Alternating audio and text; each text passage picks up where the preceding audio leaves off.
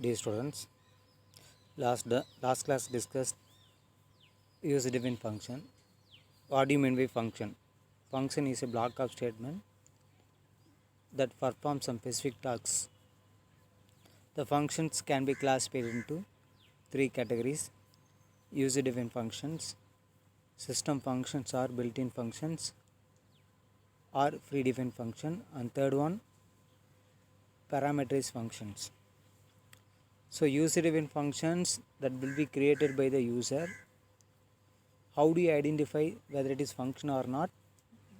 The function keyword used to identify the function. The function may have parameter or may not have parameter. So function parameter irukkalam or parameter illamum irukkalam. Next, now we are going to see parameterized function. The function have two parts. One is function declaration part, another one is function calling. Function declaration part and function calling part, they have shared the information by the help of parameters.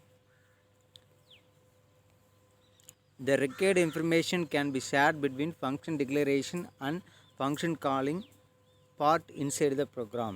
So அப்போ function calling-க்கும் function declaration-க்கும் information நம்ம share பண்ணுறதுக்கு அப்படின்னா by using the arguments. அதை use பண்ணி தான் நம்ம என்னமோ share பண்ணுவோம். அதுதான் இன்ஃபர்மேஷன் அப்படின்னு சொல்கிறோம். சரி, இந்த பேராமீட்டருக்கு ஒரு நேம் அப்படி இந்த parameter is also called as arguments. Argument அப்படிங்கிறது லைக் ஏ வேரியபிள்ஸ். ஸோ வேரியபிள் அப்படிங்கிற நம்ம பார்த்துருப்போம். What are the rules for creating variable? The variable must begin with alphabets and must begin with dollar sign, and variable name, first letter of the variable must be alphabets but not start with numbers. Next, the variable is to store the value. So these are the contain the variables. So parameter like a variables. So parameter, one more question கேட்கலாம். Parameter also known as dash அப்படின்னு கேட்கலாம். Arguments. So arguments, how do you specify the arguments? So functionங்கிற keyword இருக்கும். Function declarationல பார்த்தீங்கன்னா functionங்கிற keyword இருக்கும். அந்த கீவேர்டுக்கு அடுத்து நாம் கொடுக்கக்கூடிய ஃபங்க்ஷன் நேமாக இருக்கும், யூசர் நேம் ஃபங்க்ஷன் நேம் இருக்கும். அதுக்கடுத்து பார்த்தீங்கன்னா பேராந்தசிஸ்குள்ளார ஆர்குமெண்ட் பாஸ் பண்ணுவோம். ஸோ எவ்வளோ ஆர்குமெண்ட் பாஸ் பண்ணலாம்? You can pass many number of arguments, but the arguments can be one argument separated from another argument by the help of comma. So இப்போ ஒரு ஆர்குமெண்ட்டும் இன்னொரு ஆர்குமெண்ட்டும் நம்ம பிரிக்கிறதுக்கு என்ன யூஸ் பண்ணால், இடையில என்ன யூஸ் பண்ணால் கமா யூஸ் பண்ணணும். அந்த கமா யூஸ் பண்ணி தான் நம்ம பிரிப்போம். சரி, the arguments are mentioned after the function name inside the parenthesis. There is no limit for sending argument. Just separate them with a comma notation. சரி, இது எக்ஸாம்பிள் பார்த்தா நமக்கு தெரியும். சரி, இது இப்போ பார்க்கக்கூடிய எக்ஸாம்பிள் பாருங்கள். ஃபங்க்ஷன், ஸோ அதுக்கடுத்து ஹலோ அப்படின்னு கொடுக்குன்னு வச்சுங்க. இது ஓப்பன் பேராந்தசிஸ், க்ளோஸ் பேராந்தசிஸ்.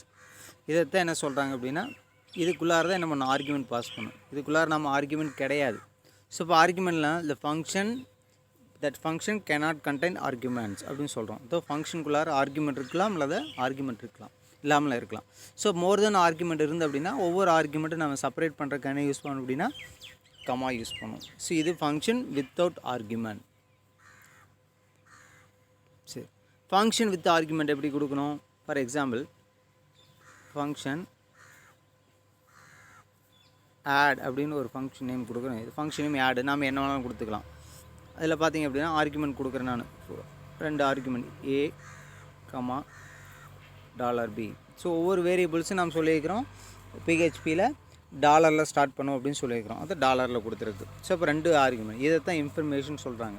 அப்போ இதை தான் ஃபங்க்ஷன் காலிங்க்கும் ஃபங்க்ஷன் டிக்ளரேஷனுக்கு இடையில நம்ம இன்ஃபர்மேஷன் பாஸ் பண்ணுறது தான் என்ன சொல்கிறாங்க, ஆர்குமெண்ட் சொல்கிறாங்க. இது என்ன சொல்லுவோம்னா, இது ஃபங்க்ஷன் வித் ஆர்குமெண்ட்ஸ் அப்படின்னு சொல்கிறோம். புரியுதாப்பா? Right. So next,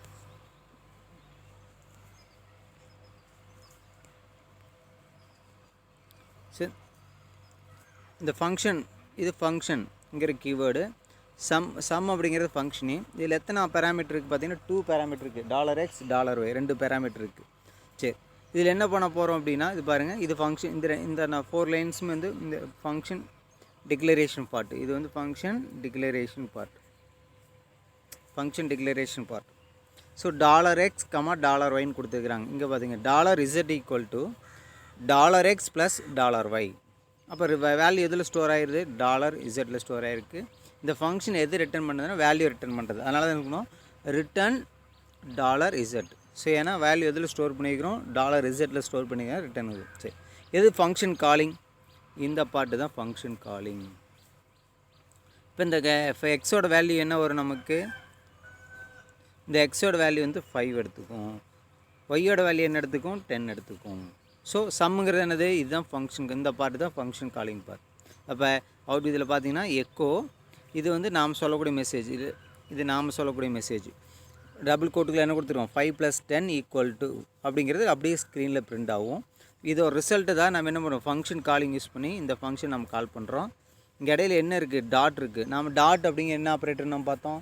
dot is a concatenation string operator கேட்டகரியில் வந்திருக்கும். That use to கன்கார்டினேட் the 2 string அப்படிங்க. அப்போ இது ஒரு ஸ்ட்ரிங்கையும் இந்த ஸ்ட்ரிங்கை வரக்கூடிய ரிசல்ட்டே என்ன பண்ணாமல் கன்கார்டினேட் ஆகி காமிக்கும்.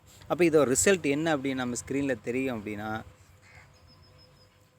5 + 10 அப்படிங்கிறது நமக்கு டபுள் கோட்டில் கொடுத்துருக்குறோம். இது அப்படியே பிரிண்ட் ஆயிரும். இப்போ டாட் சம் 5, 10 அப்படின்னு கொடுத்துருக்கும் பார்த்தீங்களா? இந்த பார்ட் ஆர் ரிசல்ட். இந்த இடத்துல டாட் இருக்குது பார்த்தீங்க, இந்த பார்ட் ஆர் ரிசல்ட். இந்த டாட்டுங்கிறது கன்கார்டினேஷன் ஆப்ரேட்டர். இதோட அப்படியே ஜாயின் ஆகி வரும், நமக்கு கேப்பே வராது. ஸோ அப்போ இது ஒரு ரிசல்ட்டு பார்த்தீங்கன்னா 15 அப்படிங்கிறது வரும். புரியுதுங்களா? சரி, அடுத்து நெக்ஸ்ட்டு பார்த்தீங்க அப்படின்னா அடுத்து எக்கோ ஸ்டேட்மெண்ட் கொடுத்துருப்பாரு. எக்கோ 5 + 13 என்ன வேணாலும் கொடுத்துக்கலாம். இதுக்கு தகுந்த மாதிரி அவங்க கொடுத்துருக்குறாங்க ஸ்க்ரீனில். 7 + 13 = டாட் சம் ஆஃப் 7, 13. அப்போ நான் ரிசல்ட் என்ன வரும் நமக்கு? 20 அப்படிங்கிறது வரும். அடுத்து பார்த்தீங்கன்னா பிரேக் ஸ்டேட்மெண்ட் கொடுத்துருக்காங்க. அடுத்த லைன் வரதுக்கா பிரேக், பிரேக் டேக். ஸோ அதுக்கு அடுத்து எக்கோ 2 + 4 = டாட் சம் ஆஃப் 2, 4. அப்போ இதோட ரிசல்ட் என்ன வரும் நமக்கு?